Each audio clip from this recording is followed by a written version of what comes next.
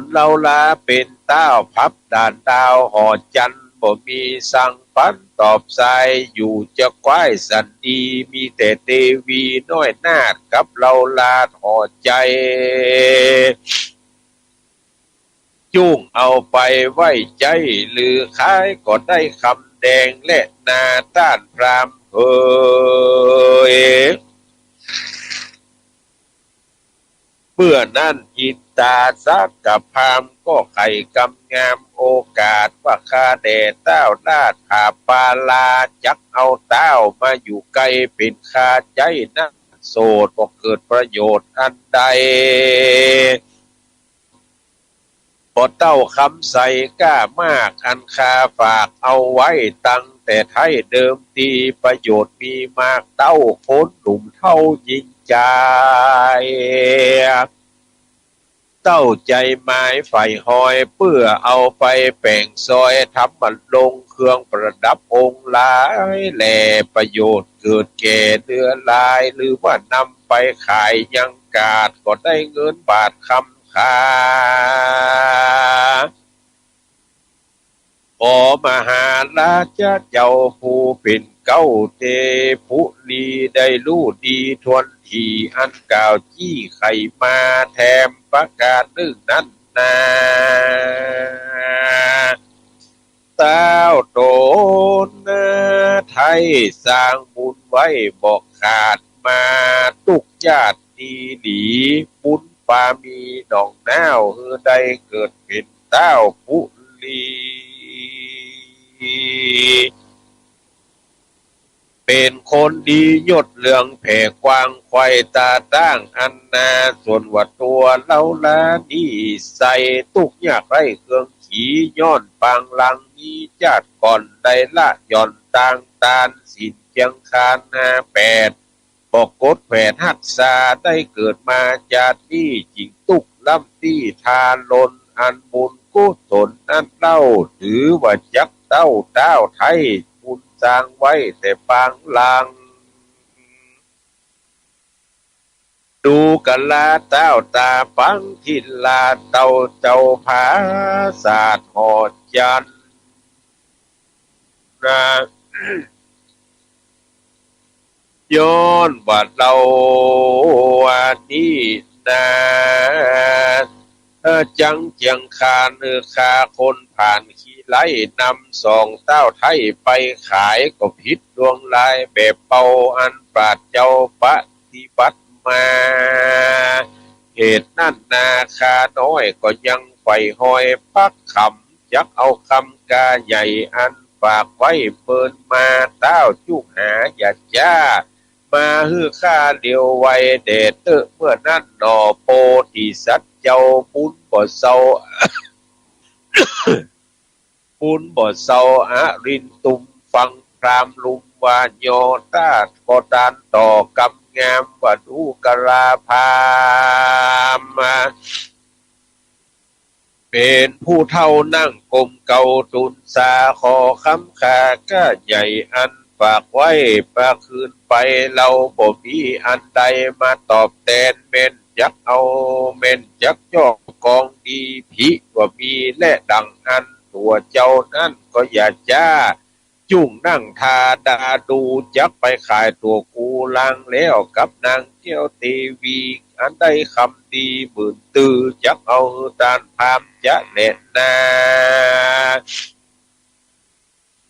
ที่นั่นมหาสัตว์เจ้าจากกำหนอจากกับหนอเน่าเทวีว่าดูลาสายสลีเคยยอดซอยจุ่งฟังถ้อยขี่ยาว่าบัดนี้นากูปีไข่ถึงที่เจยปานนะอาชาติกาตานผ่องเพวอันพาเสือเดี่ยวมงคลมีในต้นเป็นยอดนางจุ่งตอดตานไปเป็นปัจจัยอันใหญ่มูจุงมักไปยินดีส่วนนางเทวีอ่อนน้อย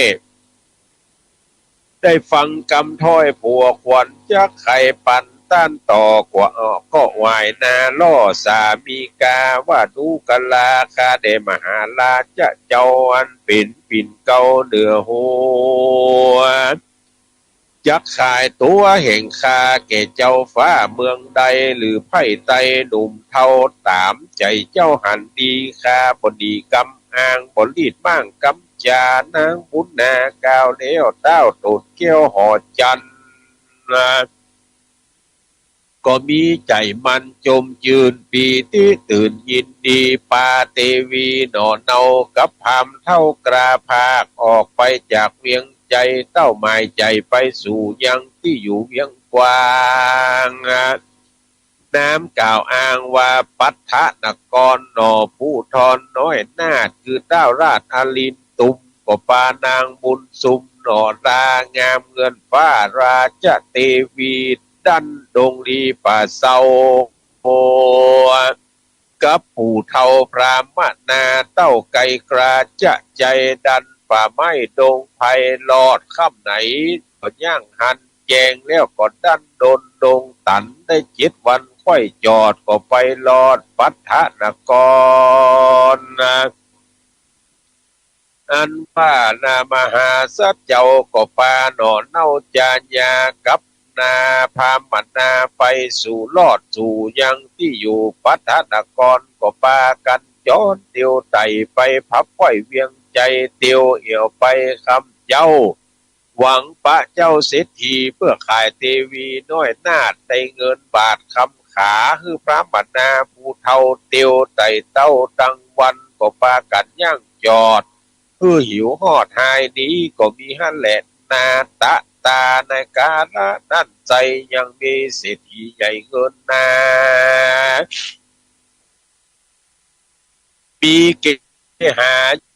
อยู่สร้างนอกเมืองกว้างเวียงเจ้ามีใจท่าดีมักหุ่มหีนำนานำมีเงินคำเบียดไว้บอกกินบอกใจอันใดกันคนมาไขบอกกล่าว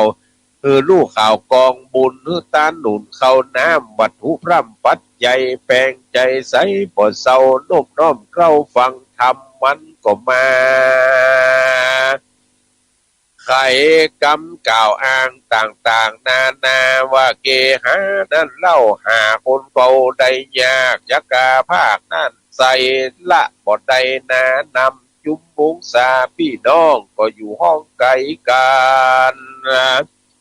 ขอพัดวันปลายนาบ่เนินจ้าเหิงนานจักคือตานบอกขาดเข้าอาวาสฟังธรรมมันจากกรรมกล่าวอ้างบ่หันสร้างบุญใดเต้าไปอยู่ค่ำเจ้ากินเข้าเน่าสุดโยเป็นตุกโขปายนายามละกว่านี้ตายนี้บุญบ่มีจ่วยกำเมื่อลวงล้ำไพมานจ่ายมยามพี่ปานเต้าไทยยักถามไทยขี่ยาว่าอยู่โลกานั่นใจสร้างบุญไว้สันใดมันยักไขตอบถอยว่าบุญน้อยบ่ได้สร้างอยู่เป่าว่างตายโยมพี่ปานไม้บ่จ้าลากตกนรกกาอเวจีเสวยทุกขีหลายแหล่บ่วินเวคืนวันและนาอันว่าเต้าอารินตุมมีใจหุ้มไฟไข่ตาลเลือดเนื้อปลายในตั้งใส่ใจหนอเนาเตวีเจ้าจอมควรอันปากันยั่งอยู่ริมเกวกูตังเตียวอึดใจเดียวยั่งจอดกันว่าหิวฮอดดีหายก็พันพายติ้วไตก็หันใส่เกหาหลังหนึ่งนะบทเศร้าเป็นเดือนเจ้าเศรษฐีก็ปาเตวีน้อยนาตั้งพรามมันนาญาตินาใหญ่นั่งตั้งพรามมันนาญาติเข็นใจก็เตียวเข้าไปที่ไกลหันพรามใหญ่นั่งอยู่ก็เข้าไปสู่บัดเดียวก็ปากันเดียวกลมเกาไว้พรามเจ้าเกหาเนี่ยก็กล่าวจาซึ่งถอยมีบ่อน้อยลายปาการว่าคาตกฐานคือว่าเป็นนี้คนเขาได้ขวงเมามาสู่เทิงที่อยู่เกหา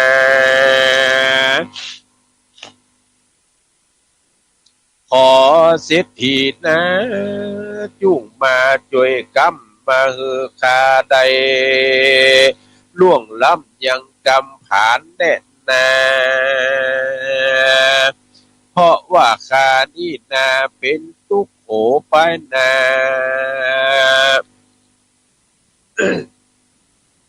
ขอจุ่งเอาคานี่นมาใจเดียวยังจอดตั้งเตวีนอดเข็นใจก็เข้าไปสู่ป่ากันกุ้มเก้าพรามเจ้าเกหาได้กวงเมา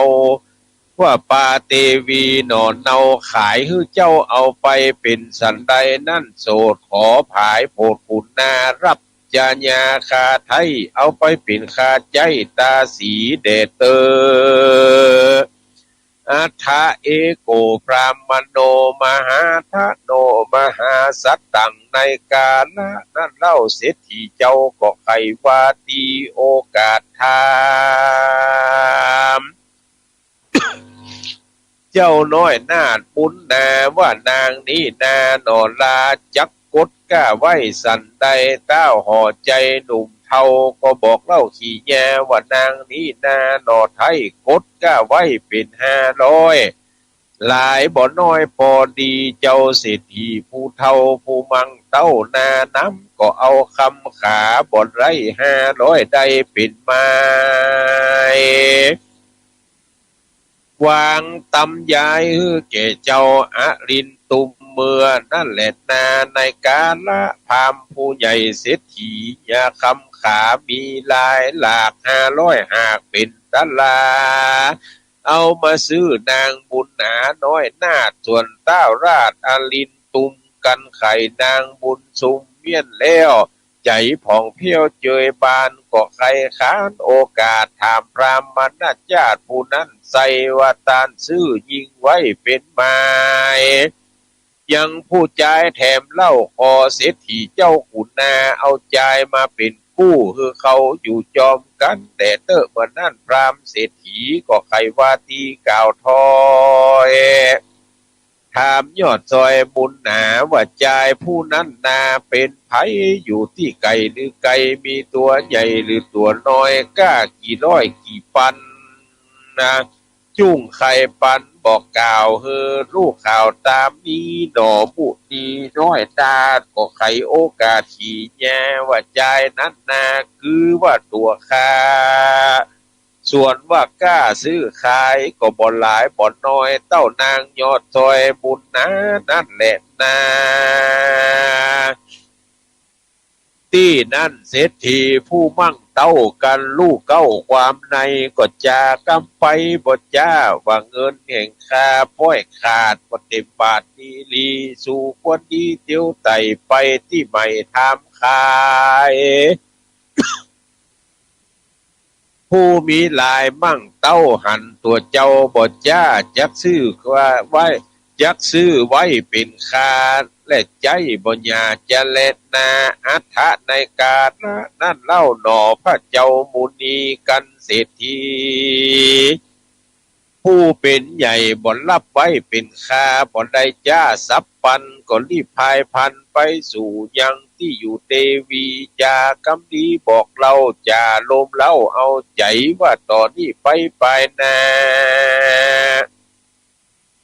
นางหนอลาเตรียมตาอยู่เกหานี่เล่ากับท่านเจ้าเศรษฐีการงานมีเปิ้นใจเจ้าอย่าได้มองผ่านอย่าได้เอ็นยานขี้ข้านอย่าดื้อดานนอนวันการงานมันบ่อนแล้วอย่าหนีไปเอวกลางโหนอย่าเมาวนเติกเต้าคือมันลูกเจ้ากระทำการแปลงใจปานสะอาดคือเพียวและปัดกวาดอยู่จะใจ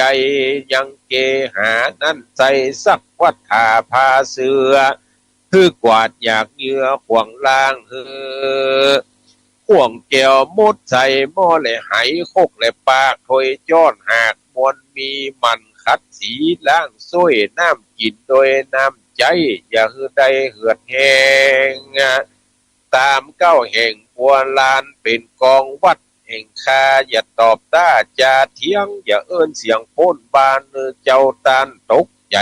จัก จะไขว่าจะกล่าวถอยคือเวียนกำถอยสามาน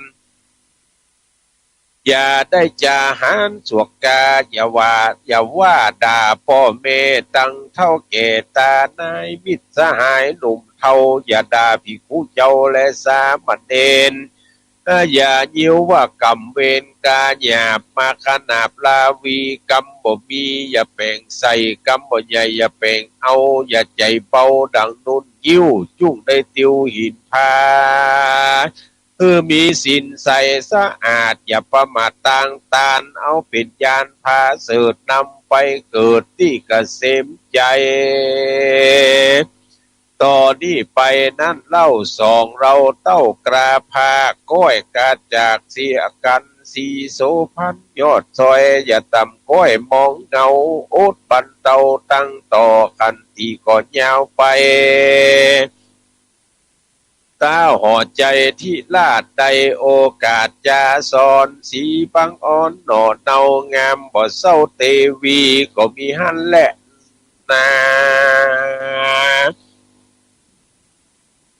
ส่วนว่านางเตวีน้อยนาดฟังเต้าลาดตอนปันอกใจตันต่ำก้อยน้ำตาย้อยลามไหลขติงในสันทีอันจักที่พัดพราก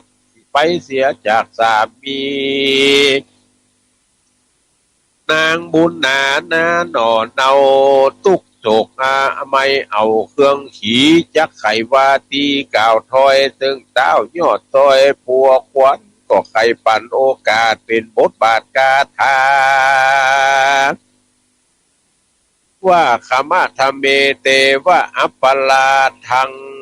อิปัชชิตมังบันตาหังอิตังเตปัชชิมะภาเวดังนี้เป็นต้นว่าเตวะคาเดมหาราชเจ้าตนเป็นเก้าปุลีอันว่าข้าเทวีน้อยนาถแห่งพระบาทองค์งามใดติดตามตัวไต่พระบาทให้บ่พระคางบัดนี้จักได้ห้างเสียกันข้าบทตันใดอุปถาคือเจ้าหากสดดีโตดคามีมากน้อยคอเต้าปล่อยปงวางฮือเป็นตางไปนาฮือพระเจ้าฟ้าไปลอดสับปัญญูยอดสัญญาณนางนงคานยอดซอยหรือว่านางอ่อนน้อยวันหน้าประพาได้ไข่จาโอกาสซึ่งเต้าราชผัวขวัญอกใจตันเอาไม่ลิล่ำให้ไปมาก็มีหันแหละนา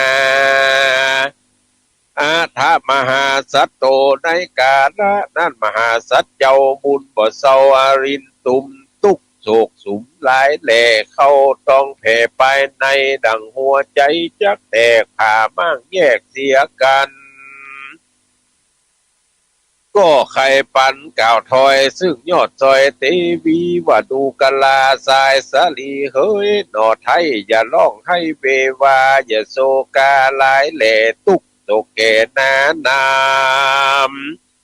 กึดตามธรรมปราเจ้าอันบอกเล่าสอนมาว่าจุมสัตตามวลหมู่อันเกิดมาสู่สงสารนับประมาณบ่ได้มีกรรมไว้ไผ่มานนะ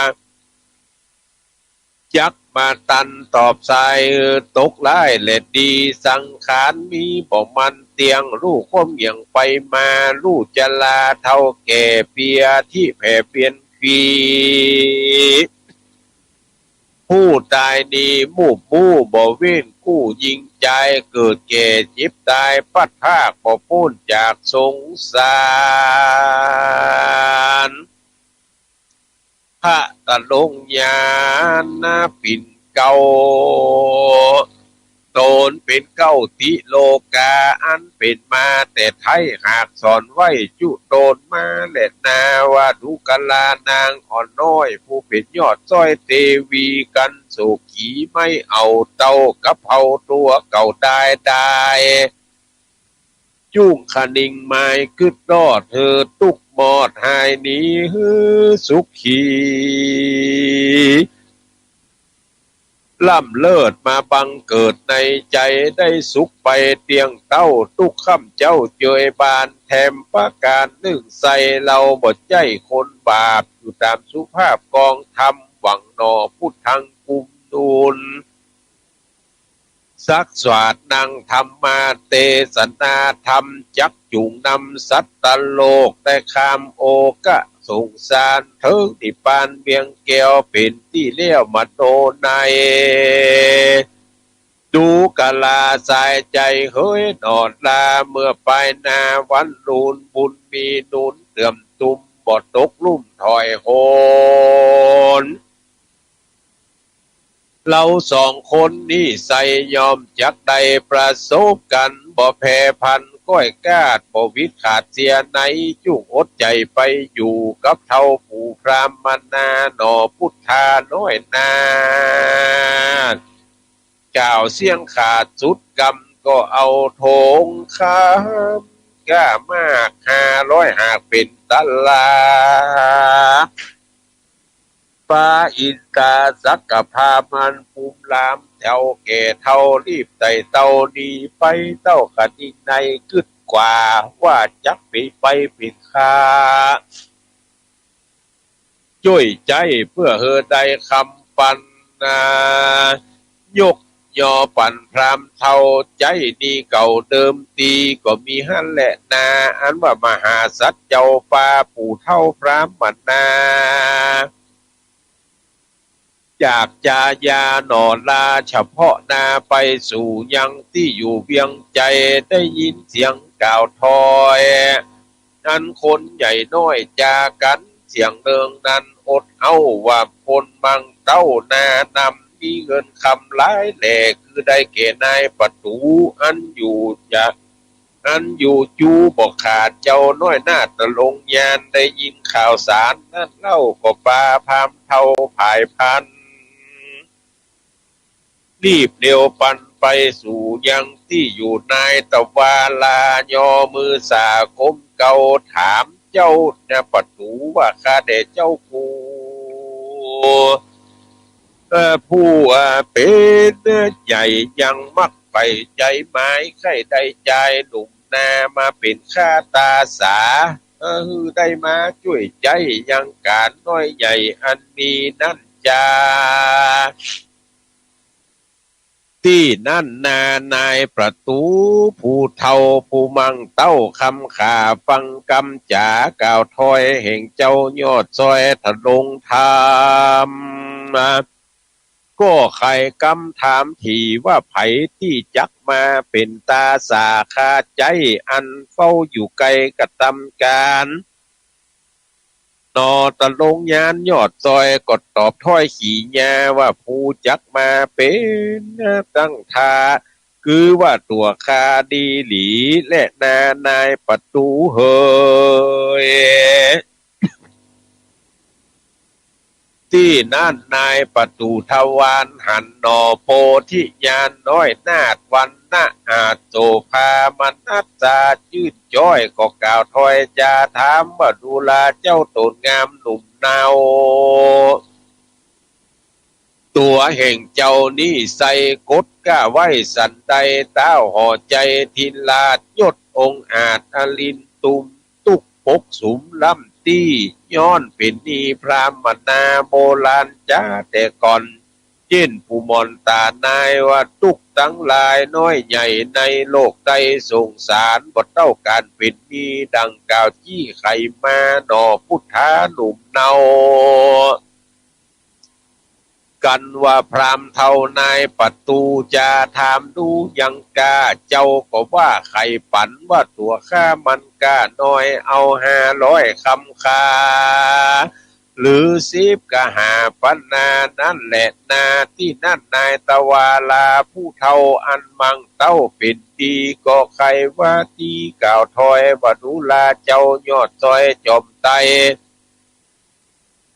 ว่าต่อนี่ไปนาเจ้าอย่าว่าจักข้านอย่าตื้อดานนอนนานกระทำการค่ำเจ้าจุ่งอยู่เฝ้านอนจูยังประตูเข้าออกดังข้าบอกใครปันทุกคืนวันบอกขาด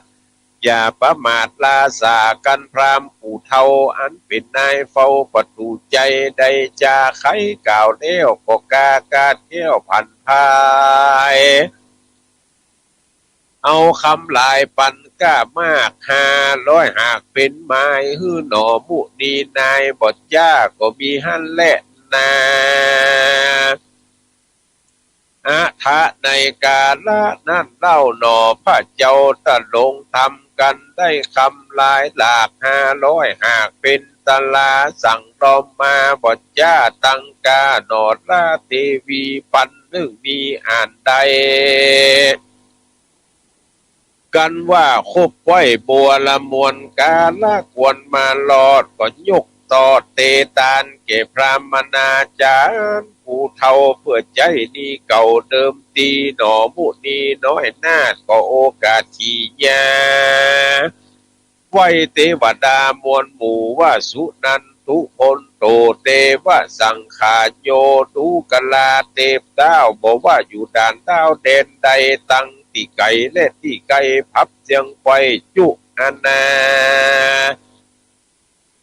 ตัวโลกาใหญ่กว้างโตนอยู่สร้างเมืองบนอยู่เมืองคนลุมฟ้าโตนอยู่ป่าหิมปานอยู่สถานที่ต้องกรณี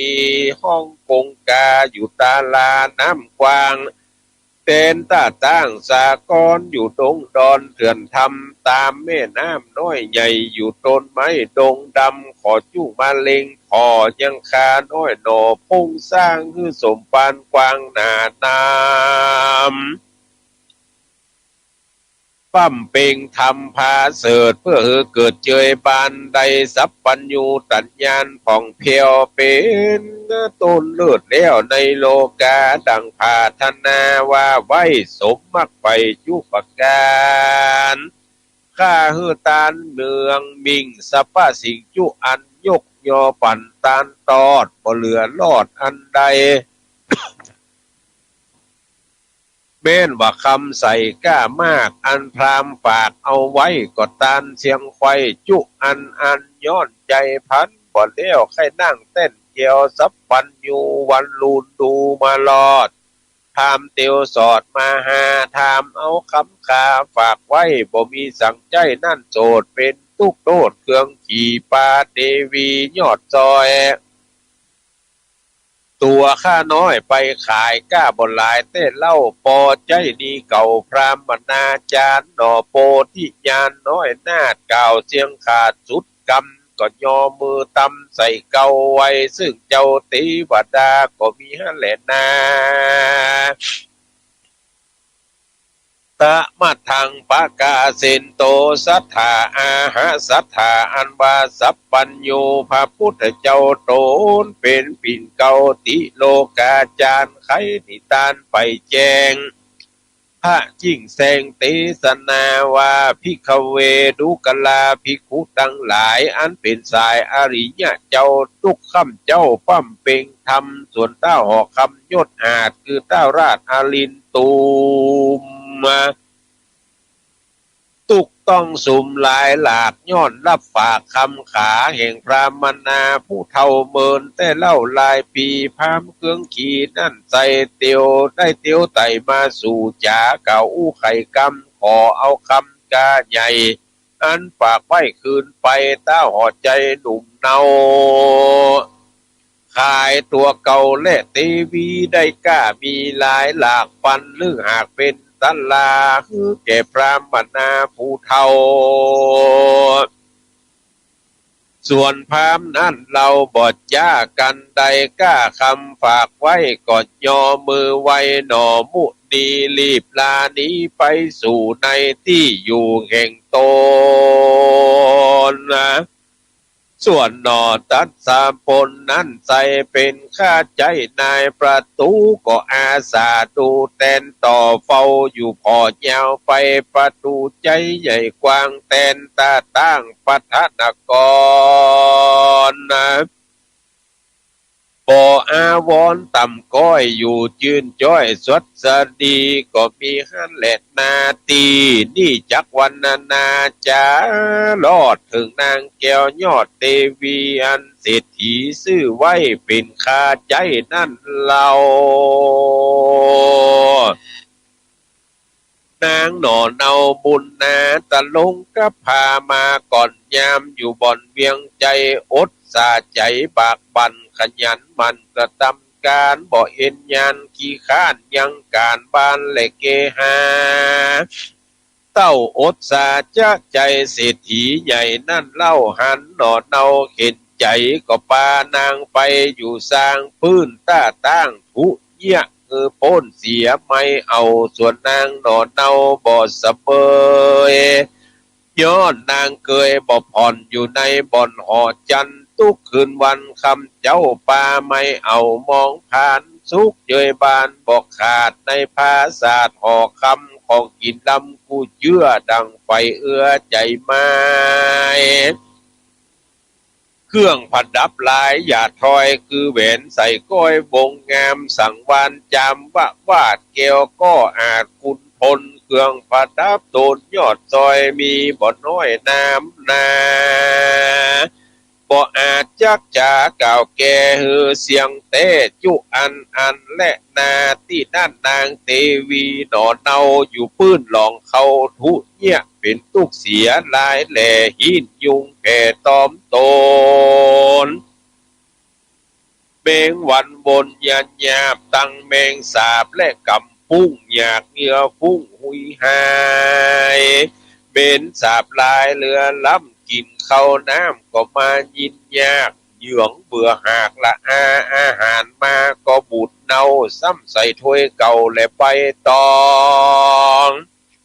เป็นตุกทองต่ำก้อยคนใหญ่น้อยยิงใจเขาว่าตุกลายนั่นใส่หรือจักเพียบใดต้นกูปูปูนอินดูตัวเก่าไม่เอาเครื่องขี่นางเตวียอดซอยลิล่ำถอยลายประการใจมองผ่านไม่มาดให้ฟ้าฟาดไปมาที่เขตเกหาเศรษฐีผู้เฒ่า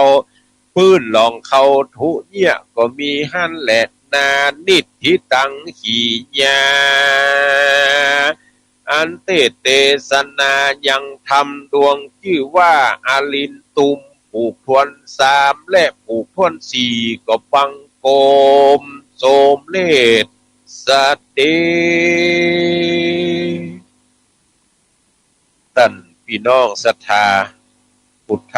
บริษัททั้งหลายก็ได้ฟังพระธรรมเทศนาอันเป็นเนื้อหาสาระ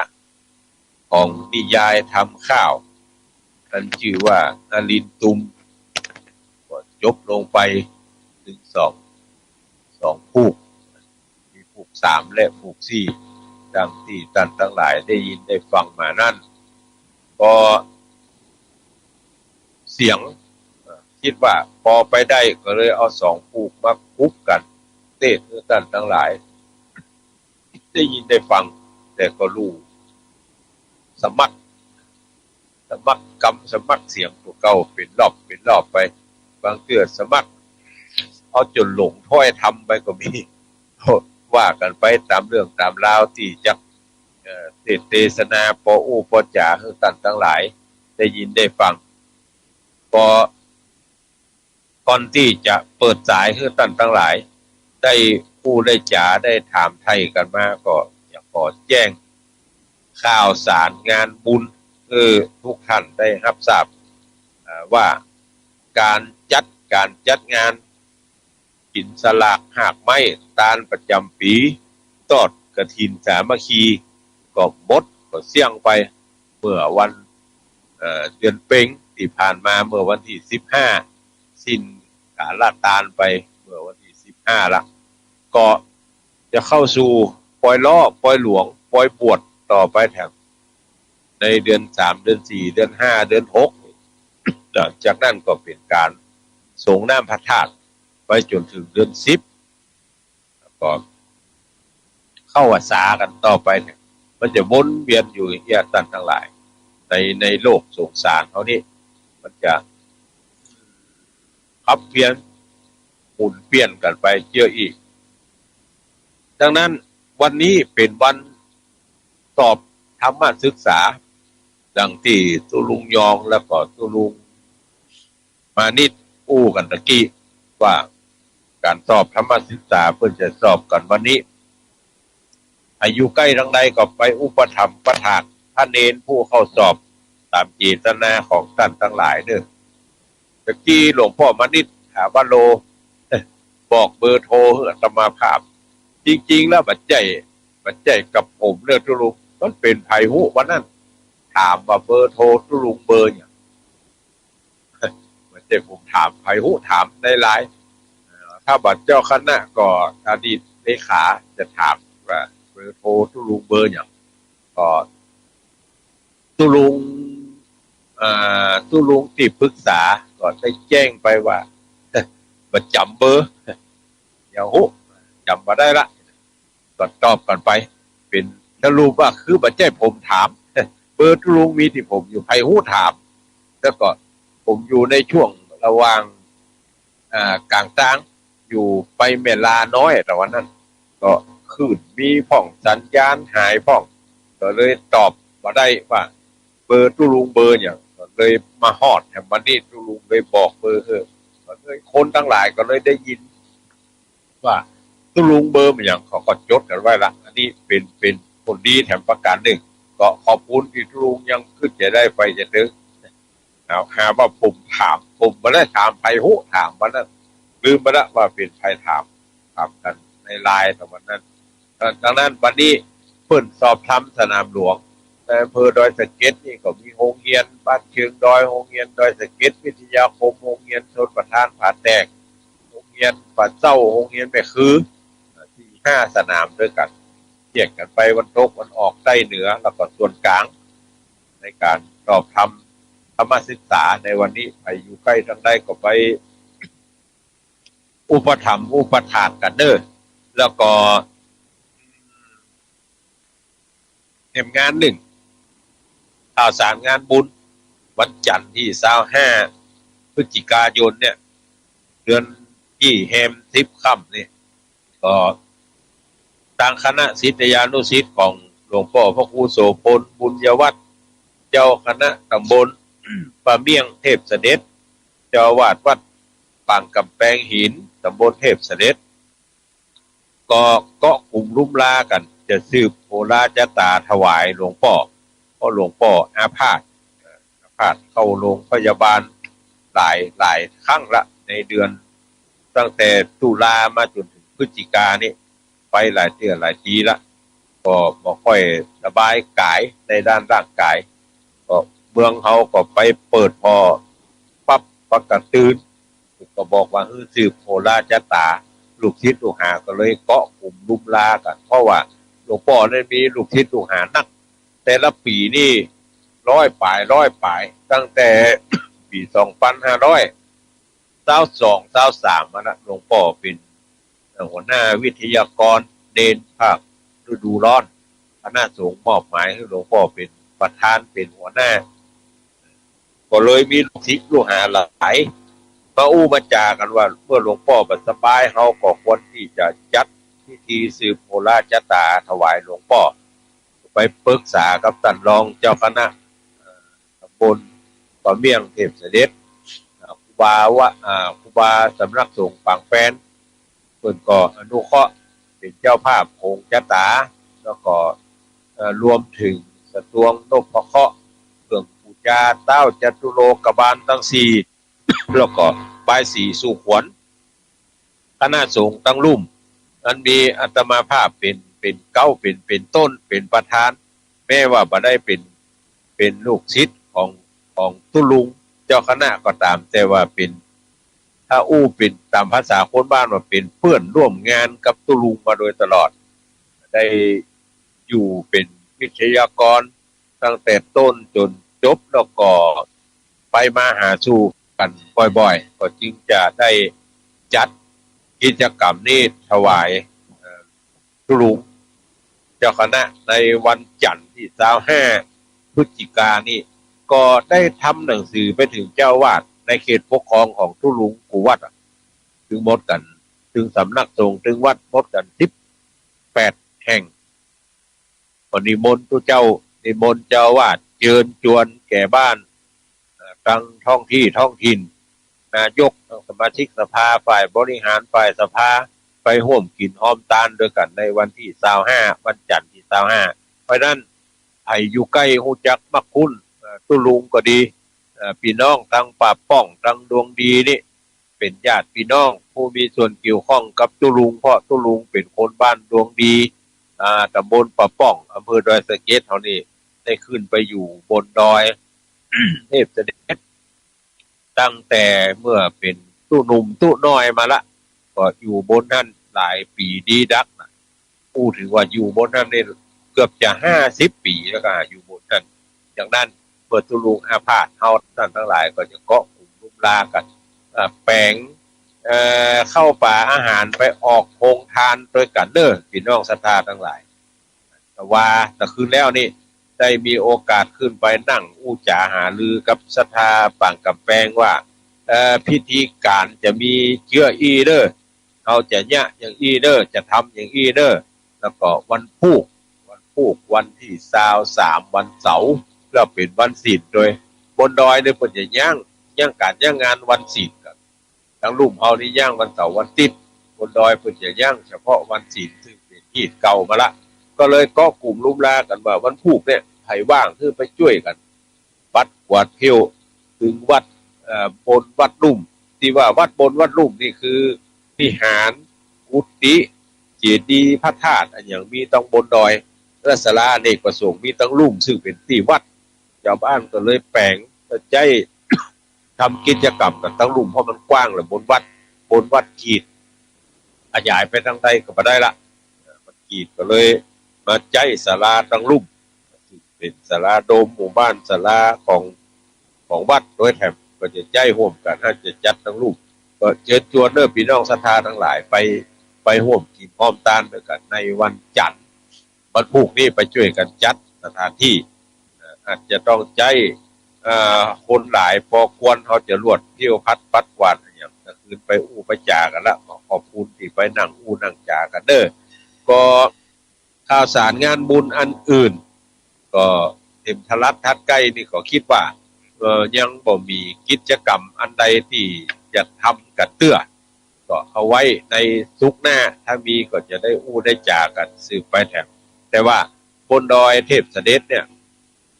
เปิดตาลละโมด8-9วัดนะหรือก็